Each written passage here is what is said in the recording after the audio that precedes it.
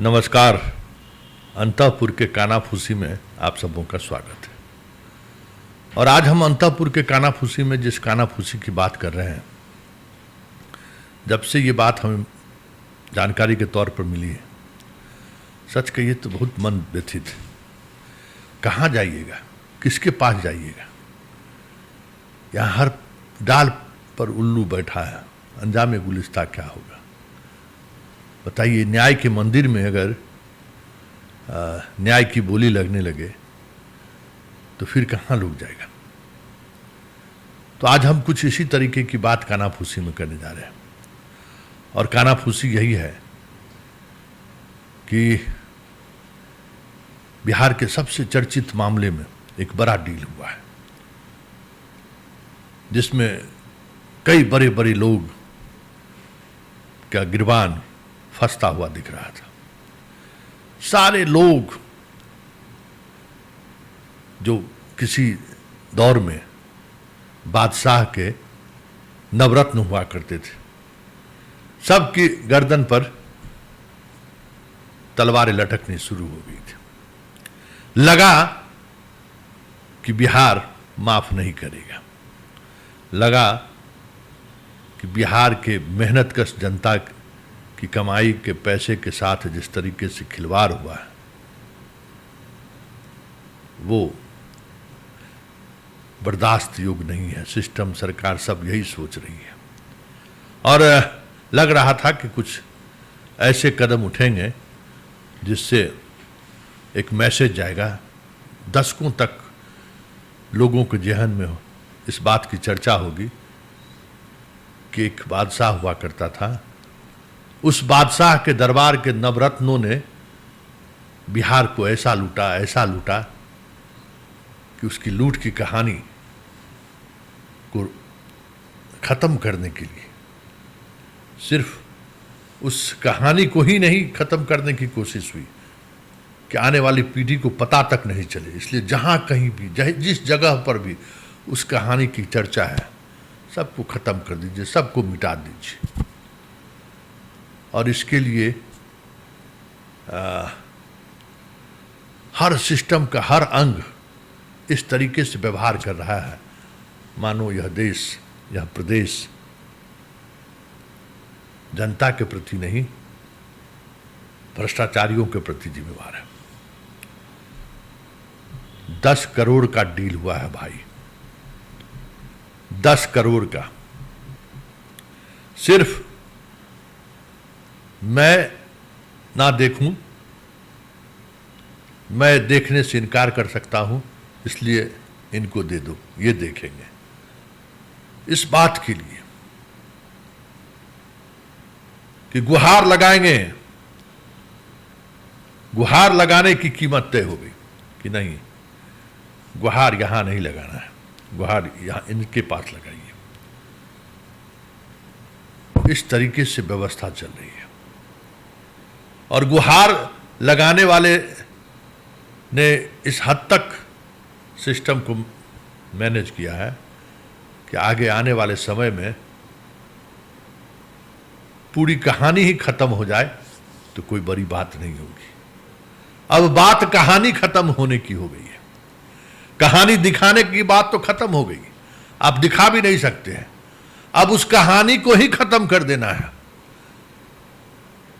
तो आखिर उस 1000 करोड़ के स्कैंडल का क्या होगा? क्या होगा उस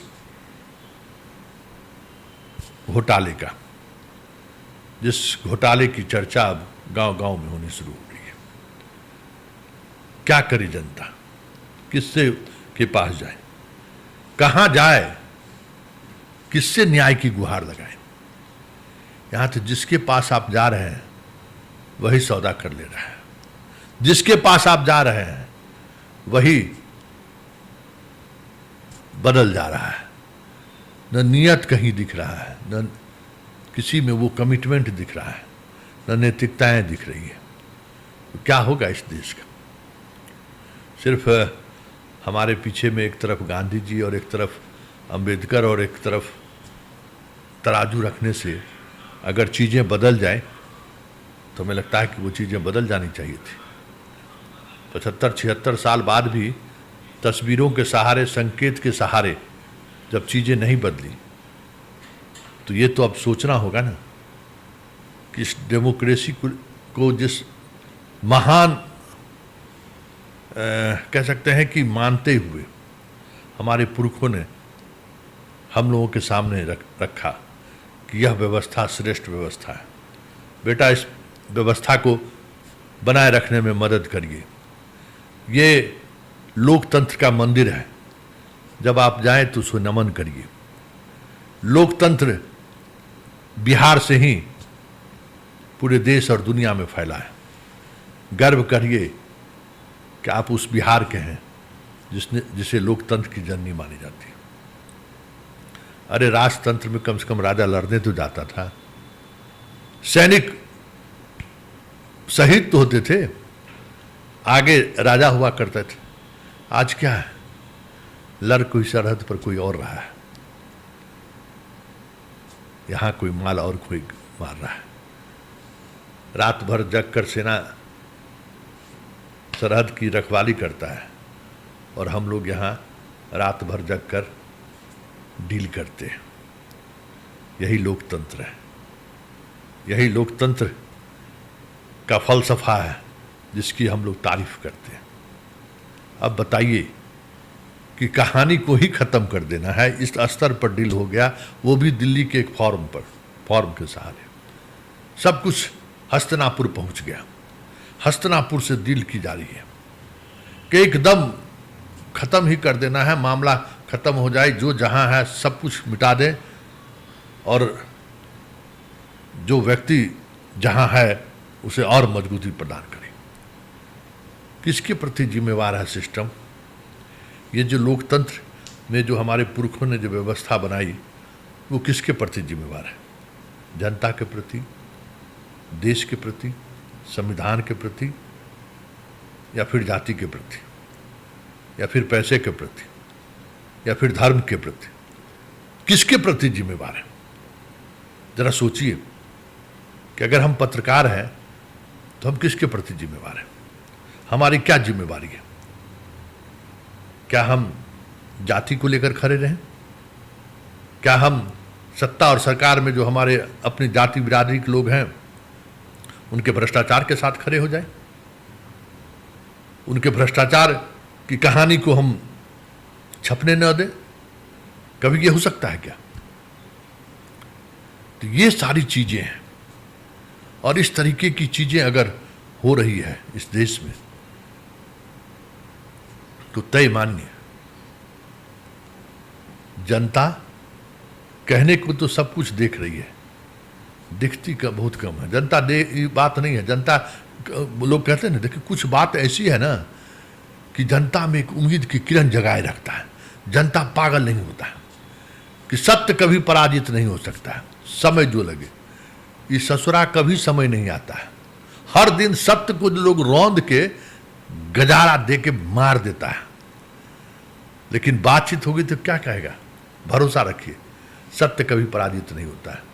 हाँ, समय भले लगे, अरे ससुरा समय लगे और हम इस दुनिया से चले जाएं, तो उसके बाद उस सत्य का मतलब क्या है? सत्य को लेकर यही समझिए, सत्य वो है जो सत्य है ही नहीं, और अगर वो सत्य है तो उसका अभिमन्यु की तरह वध तय है, अभिमन्यु की तरह उसका मरना तय है। कोई न्याय कहीं दूर दूर तक, परेशान रहा तो छोड़िए, मारे जाइएगा आप। इसलिए एक लोकतंत्र को बनाए रखने के लिए एक ये मलम्मा सामने रखा गया कि सत्य परेशान हो सकता है, पराजित नहीं। हम लोग उसी तरीके से फाइट करते रहते हैं। और दूसरी बात, जो आस्था के लिए जो डेमोक्रेसी में कई तरह की चीजें लाई गई, उसको आस्था के तरीके से देखिए। किसके लिए? अरे जनता रहेगी तब तो आप रहेंगे। जब जनता ही नहीं रहेगी तो कब तक हम संविधान करते रहेंगे? कब तक हम जो हमारे पुरखों ने एक सिस्टम बना के छोड़ गया है उसको हम चर नवाजते रहेंगे। कब तक? कब तक हम इसको संभालने की संभाले अपने सब कुछ खो के? तो ये कानाफूसी वो हिस्सा है जो इस प्रदेश में चल रहा है। एक मामला है जिस मामले को लेकर बहुत तरीके का खेल चल रहा है। जाति, भ्रष्टाचार, गोलबंदी, पैसा, सब कुछ। और ये सब कुछ हमारे आपके आंख के सामने हो रहा है। और डेमोक्रेसी का एक ये भी फैलेसी है, ये जनता है, सब कुछ जानती है ना? ये पब्लिक है, सब जानती है। पता नहीं ये गीत किसने बनाया। ससुरा सच यही है कि पब्लिक कुछ नहीं जानती है। पब्लिक अगर जान जाए कि हो क्या रहा है ना, तो फिर यहां कोई नेता, कोई पदाधिकारी, कोई बचेगा? पब्लिक के पास जानकारी नहीं है। इसलिए दो बातें जो है ना, इस लोकतंत्र को बचाए हुए हैं, तथाकथित लोकतंत्र को। एक, सत्य पराजित नहीं होता है, समय जो लगे। और दूसरा ये पब्लिक है, सब जानती है। ये दोनों जो है ना एक बड़ा मिथ्या है। सत्य को पराजित होना ही होना है, ये अटल सत्य है। और जनता कहता है ना कि सब कुछ मानती है, जानती है। जनता, सच्चाई यही है कि कुछ भी नहीं जानती है। यही इस डेमोक्रेसी का इल्म है कि पब्लिक को कहो कि बहुत आप स्मार्ट है, बहुत सुंदर है, आपका गाल हेमा मालिनी जैसा है, चाहे आप बदसूरत ही क्यों नहीं रहिए। खुशफहमी में रहिए कि हम सब कुछ जानते हैं। खुशफहमी में रहिए कि सत्य परेशान हो सकता है, पराजित नहीं। चलिए, अंतःपुर के कानाफूसी में फिलहाल इतना ही। इजाज़त दीजिए। नमस्कार।